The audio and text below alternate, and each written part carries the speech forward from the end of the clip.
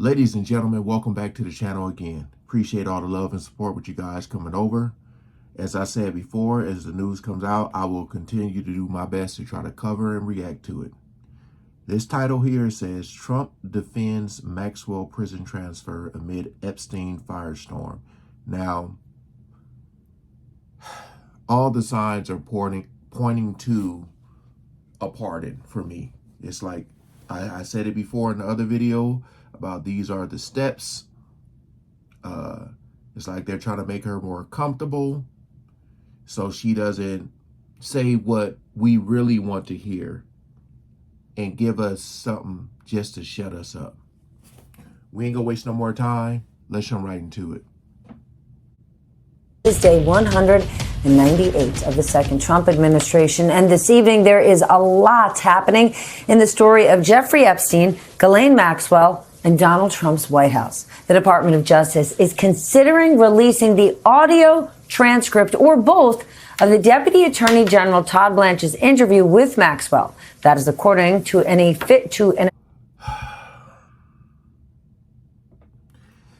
Like, when I hear that, it's kind of like, I mean, you already got a video that is alleged to be edited or something. Time is missing. Like, what do you think is going to happen with this, what she said? Or they could release the whole thing because they coached her on what to say. Like, come on, man. It's over. Watch, man. Watch, pay close attention what's going to happen. Official familiar with the matter. Another source telling NBC News that the transcripts could be released as early as this week. Well, today the president was asked about that very interview and Maxwell's controversial transfer last week to a minimum security prison camp down in Texas, and watch his response. Were you aware of and did you personally approve the prison transfer for Ghislaine Maxwell that your Justice Department I didn't know about it at all. No, I read about it just like you did. And do you believe that she is It's not a very uncommon thing. Do you believe that she's credible to be listening to your deputy? Wait. Because I may just be ignorant to this. Because I mean, I don't know. Because I'm just asking here. He doesn't have any say-so in that. If they're going to be transferring someone, they don't have to, like, let him know about it. I'm just asking. If not, then why all of a sudden did they do this? You know what I mean? Why all of a sudden is she being transferred? Because to me, it seems like they're like, yo, we can move you somewhere, you know, to a place that's better for you. And y'all telling me y'all don't think he was in cahoots with that?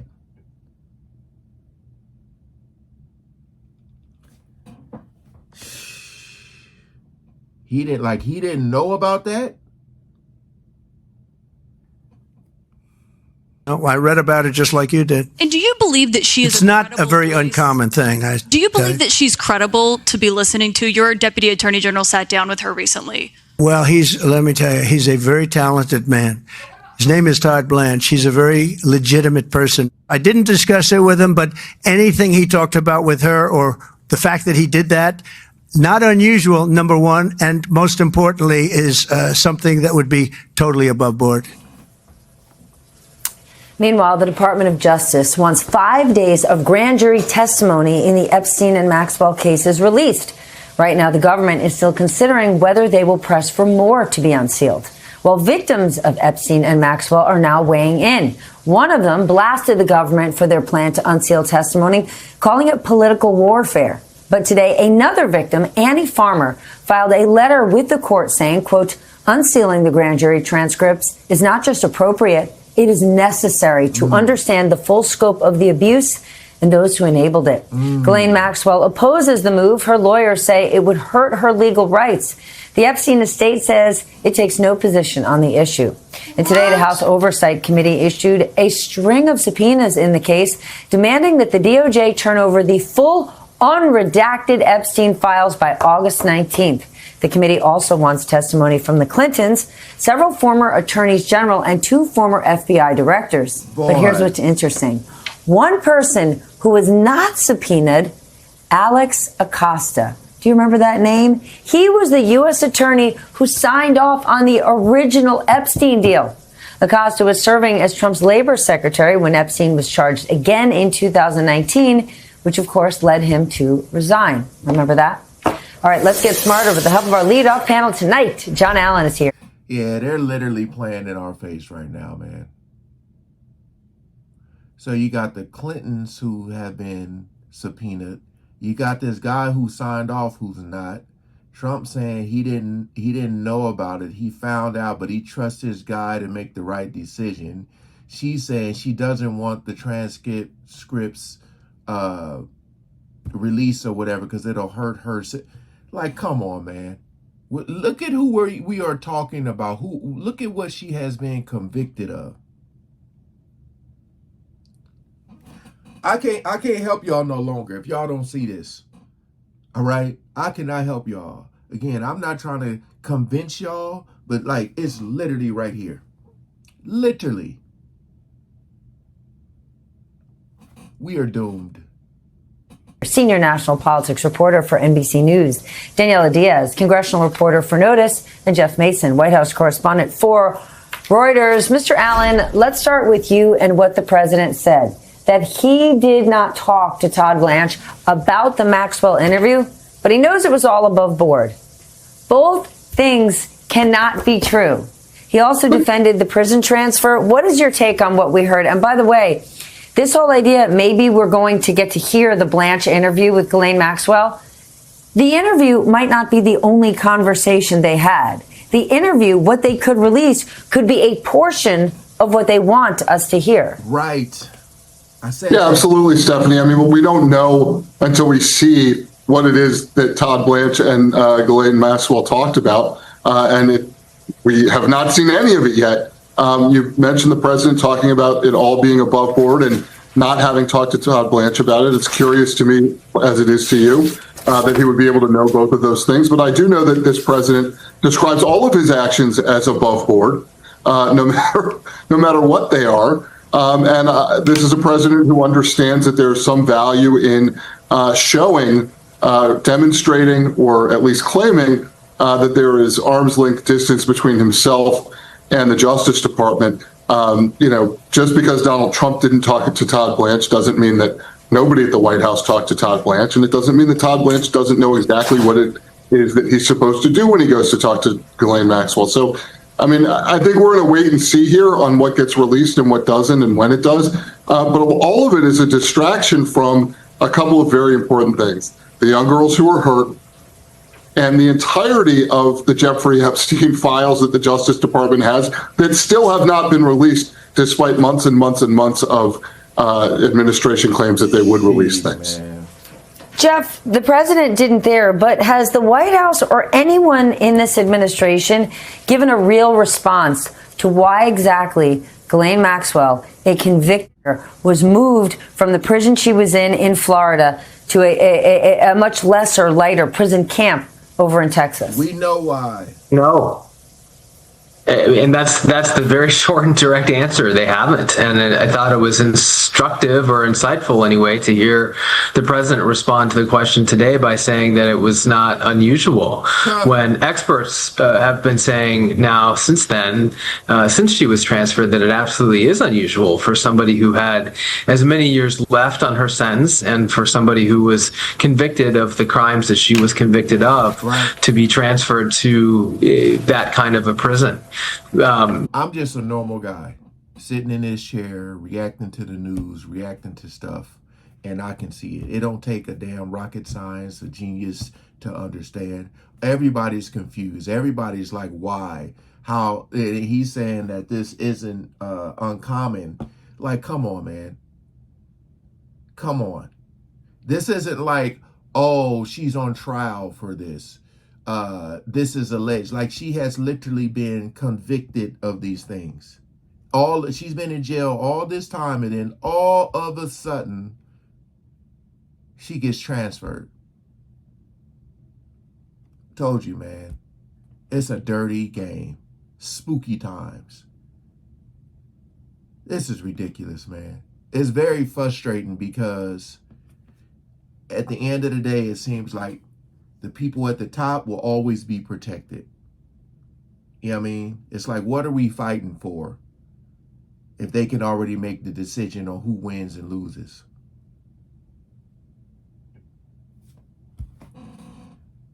But the prison system has not answered, and the White House has not suggested, hasn't given any background or reasoning for it either.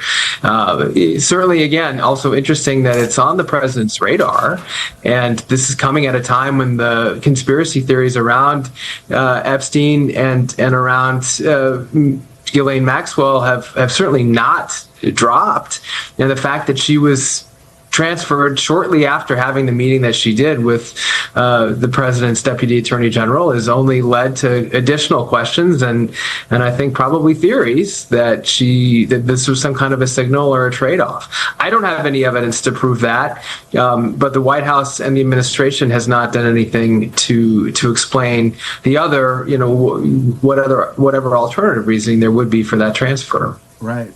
Well, how about these new subpoenas, Daniela? What are you hearing from folks on the Hill? We've got all sorts of people in former administrations and the FBI who they want to hear from, but not Alex Acosta, the person who was directly involved in that first, what many call sweetheart deal that Jeffrey Epstein got down in Florida. That was Alex's doing, and nobody's looking to have a conversation with him.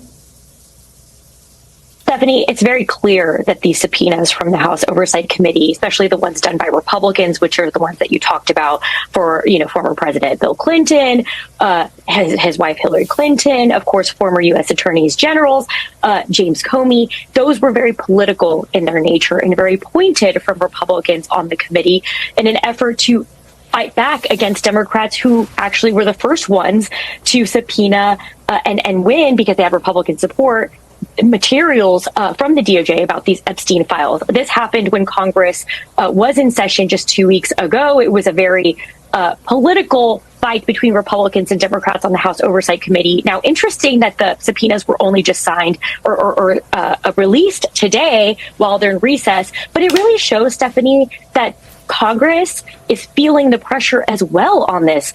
You're hearing members of Congress talking about this at town halls. Mike Flood was flooded, excuse my words there, by constituents on this issue. Not only that, but of course, all the other things that Republicans are doing in Congress right now, like cutting Medicaid, et cetera, with that big, beautiful bill. But the pressure is mounting, and that's why you're seeing President Donald Trump at the White House talking about this. He's still getting questions, and that's why we're seeing Republicans issue these subpoenas, because this is not an issue that is going away. All right, new topic, Mr. Allen, to you. This fight over the redrawn Texas map. Today, Republican Senator John Cornyn. Okay. I always have to say this, man. I believe that there's corruption on both sides. I believe on this list that we'll probably never see, that both sides could possibly be named, and that's one of the main reasons they're trying to keep this out. I think behind the scenes they're like, yo, if y'all release it, we're on there, y'all on there. That's what's going on behind the scenes. I hate that this is a political issue, because like I said, I hate politics because of the corruption. But to me, this is bigger than that. This is literally in our face, a battle between good and evil. And like I said, once there's kids involved, and, just think about all the people who are on the outside. I mean, not on the outside, but that were in the inside, but now are on the outside looking in, and they're seeing all these videos, and they're just, I don't know if they're in witness protection. I don't know if family has been paid off for them, like the parents, for these people to keep quiet. I don't know if they're trying to stay quiet because they know if they come out and say things that people are going to take them out. You seen what happened with Virginia. So my whole thing is like, right now, They're literally throwing jabs at us, and then they're going to hit us with a knockout punch. If this lady gets pardoned, that is the truth right there. The truth, it's already happening. You move someone who has been convicted of what she's convicted of and into a nicer place. Even, let's say he didn't know about it. I'm going to hold a press conference and be like, nah, they need to get her back over there. Come on, man. I don't even need to go to the comment section. But again, like I said before, they are suppressing these videos. So like, share, comment, and subscribe, man. Peace out.